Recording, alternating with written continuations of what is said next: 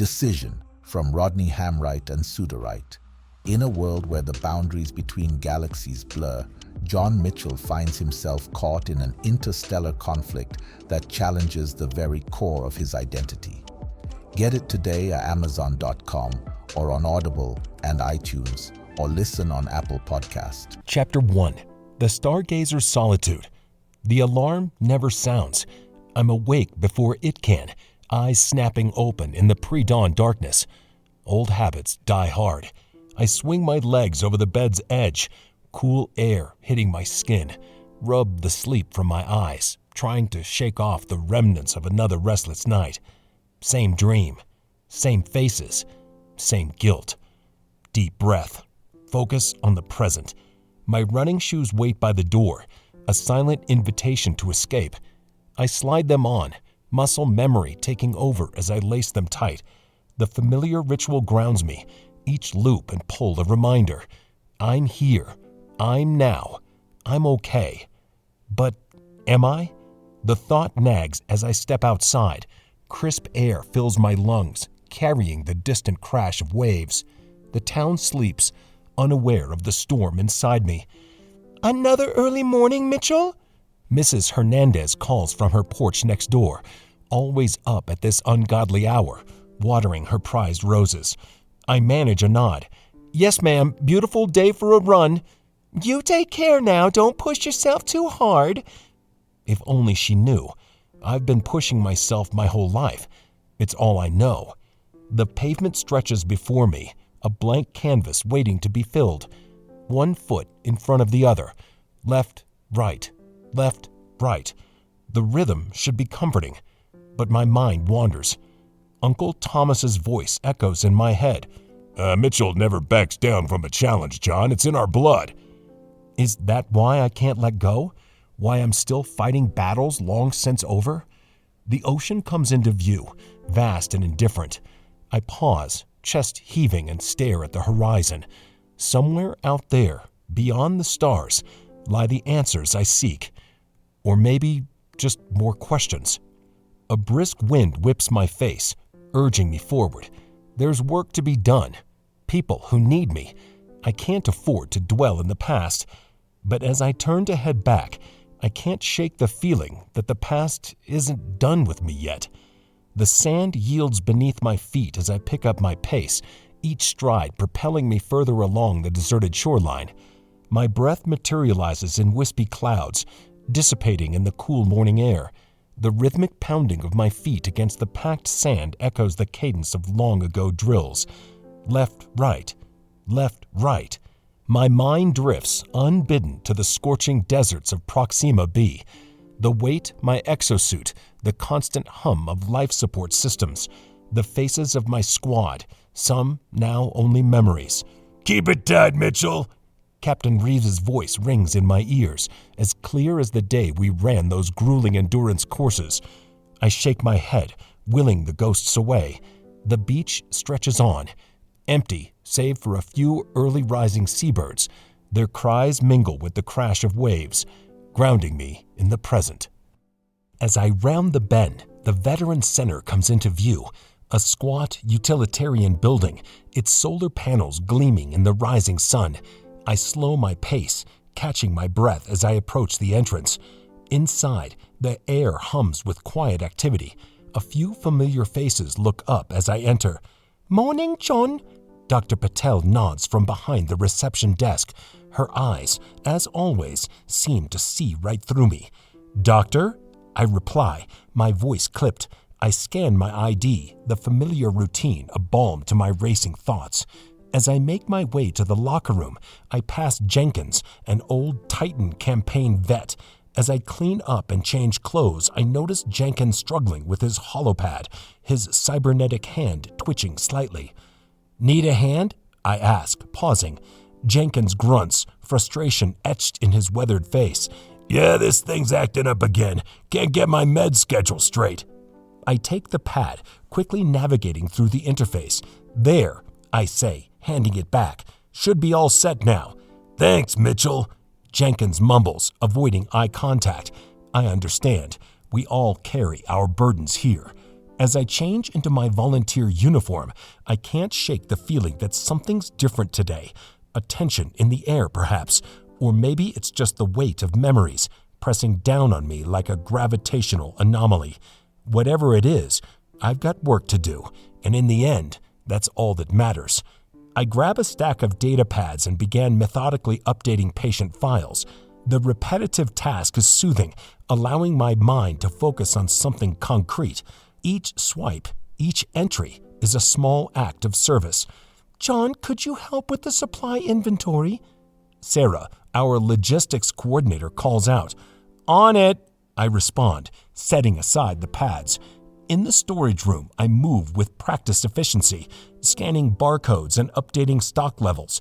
My hands remember the motions from countless military inventories. Some habits die hard. As I'm tallying stim packs, I hear a crash behind me. Spinning around, I see a young vet, trembling, surrounded by fallen medkits. I'm sorry," he stammers, eyes darting wildly. I approach slowly, hands visible. "It's all right, soldier. Let's clean this up together."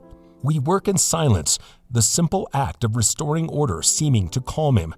As he leaves, I catch a glimpse of myself in the reflective surface of a cabinet. The man staring back looks tired, worn. Later, I find myself by the window, a steaming cup of synth coffee in hand. The bustle of the center fades into background noise as I gaze at the distant horizon. "Penny for your thoughts," Dr. Patel's voice cuts through my thoughts. I turn, considering my words carefully. "Just wondering if I'm doing enough here." She looks at me, her expression unreadable. "You're making a difference, John, more than you know." I nod, unconvinced. As she walks away, I'm left with the bitter taste of coffee and unspoken doubts. The afternoon sun beats down as I step out of the center, the doors hissing shut behind me. The streets are eerily quiet, my footsteps echoing off empty storefronts. A discarded holo ad flickers weakly, its cheerful jingle a jarring contrast to the stillness. I pause at an intersection, the crosswalk light blinking uselessly. No hovercars in sight, no people either, just me and the ghosts of a once bustling colony. "Hey, Mitchell!" a gravelly voice calls out. I turn, spotting old Jim waving from his porch. I raise a hand in acknowledgement, but don't break stride. Can't risk getting pulled into another hour-long reminiscence about the good old days before the Exodus. The walk home stretches on, each step a reminder of the solitude I both crave and resent. My mind drifts to the upcoming night, to the stars waiting above. As I reach my beach apartment, the sun's already dipping below the horizon. I punch in my access code, muscle memory guiding my fingers. Inside, I move with purpose. Dinner's a quick affair, a nutrient pack washed down with purified water. Then, it's time. I grab my telescope case, feeling its familiar weight. "Another night of chasing ghosts, eh?" I mutter to myself, a habit born of too many silent evenings. The balcony doors slide open with a soft whoosh. The air's cooler now, carrying the faint salt tang of the distant ocean. I set up methodically, each component finding its place with practiced ease. The tripod's legs extend with satisfying clicks. The main tube settles into its mount, a perfect fit. As I align the finder's scope, a memory surfaces. Dad teaching me the constellations back on Earth. Before the wars. Before everything changed. I push the thought away, focusing on the task at hand. The eyepiece goes in last, and I step back, surveying my handiwork. "All set," I breathe, anticipation building. This nightly ritual, it's more than just stargazing. It's a lifeline, a reminder that there's still beauty out there, beyond the scars of our past. I lean in, eye to the eyepiece, and for a moment, the weight of the day lifts. Up here, among the stars, I can almost forget, almost believe in new beginnings. But as the first pinpricks of light come into focus, a nagging thought exists. What am I really looking for out there? Answers? Redemption? Or just an escape from the silence down here? A flicker catches my eye, yanking me from familiar star patterns. What the devil? I mutter, adjusting the focus. The light darts across my field of view, defying every astronomical principle I know. It zigzags, pauses, then shoots off at impossible angles. My heart rate spikes, adrenaline flooding my system. I grip the telescope tighter, knuckles whitening. This isn't right, I breathe, tracking the anomaly. It's no meteor, no satellite. The movements are too deliberate, almost playful.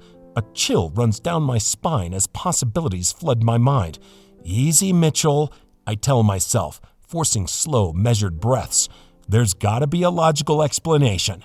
But as I zoom in, the light intensifies, pulsing with an otherworldly glow.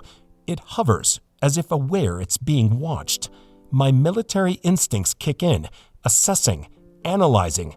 But this is beyond anything in my experience. What are you? I whisper, leaning in closer. The light flares brightly, then vanishes. I jerk back, blinking spots from my vision. The night sky looks mundane now, mocking me with its familiar constellations. But I know what I saw, and nothing will ever be the same. My mind races, years of military training kicking into overdrive. Unidentified aerial phenomenon, I mutter, the official term feeling inadequate. But what kind? I step back from the telescope, running a hand through my short-cropped hair. The peaceful coastal night suddenly feels alien, charged with possibility and danger.